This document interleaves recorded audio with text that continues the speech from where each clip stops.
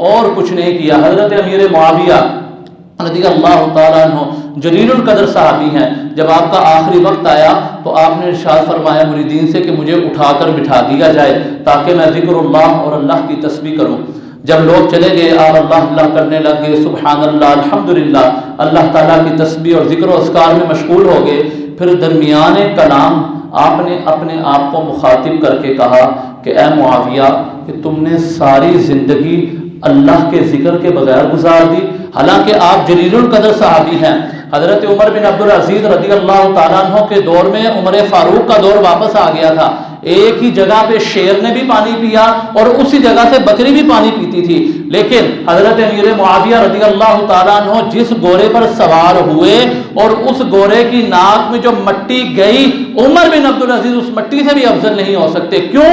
کیونکہ حضرت امیر معاویہ رضی اللہ تعالیٰ عنہ نے سرکار دو جہاں کی زیارت کی ہے، سرکار صلی اللہ علیہ وآلہ وسلم کو جاگتی آنکھوں سے دیکھا ہے اور آپ کی زیارت کی، اور آپ صحابی رسول ہیں۔ وہ ارشاد فرما رہے ہیں کہ اے معاویہ، تم نے ساری زندگی کس طرح گزار دی؟ جب تمہاری جو شاخ تھی وہ تازہ تھی، اس وقت تم غفلت میں تھے۔ یہ ہے صحابی رسول، ان کا مقام بہت بلند ہے، وہ کسر نفسی کرتے ہوئے اپنے آپ کو یہ کہہ رہے ہیں۔ اور ہم کون ہیں؟ ہم نے تو ساری زندگی دنیا دنیا کر کے گزار دی، ہم نے تو ساری زندگی دولت دولت کرتے گزار دی، اور ساری زندگی صرف مال اور دولت کے پیچھے لگے رہے۔ پہاڑاں تے چردے سیلاب ویکھے، وچ کنڈیا دے رلدے گلاب ویکھے، ایڈا مان نہ کر اپنے مال تے، اسی سڑکاں تے رلدے نواب ویکھے۔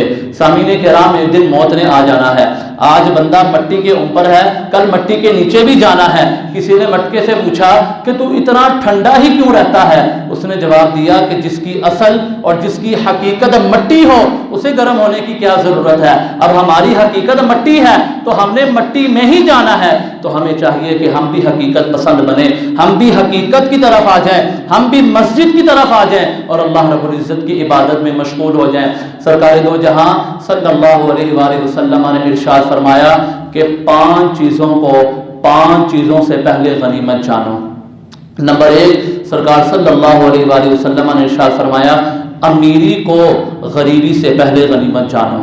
سرکار صلی اللہ علیہ وآلہ وسلم نے ارشاد فرمایا کہ فرصت کو مصروفیت سے پہلے غنیمت جانو۔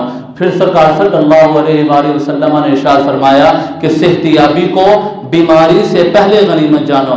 پھر ارشاد فرمایا کہ جوانی کو بزرگی سے پہلے غنیمت جانو، اور پھر آخر میں ارشاد فرمایا کہ زندگی کو موت سے پہلے غنیمت جانو۔ سامعین کرام، موت آ جانی ہے، حضرت اسرائیل علیہ السلام نے تشریف لے آنا ہے، لیکن اعمال صالحہ کر جاؤ گے تو دنیا میں بھی اپنا نام بنا جاؤ گے اور آخرت میں بھی اللہ رب العزت کے مقرب بندے بن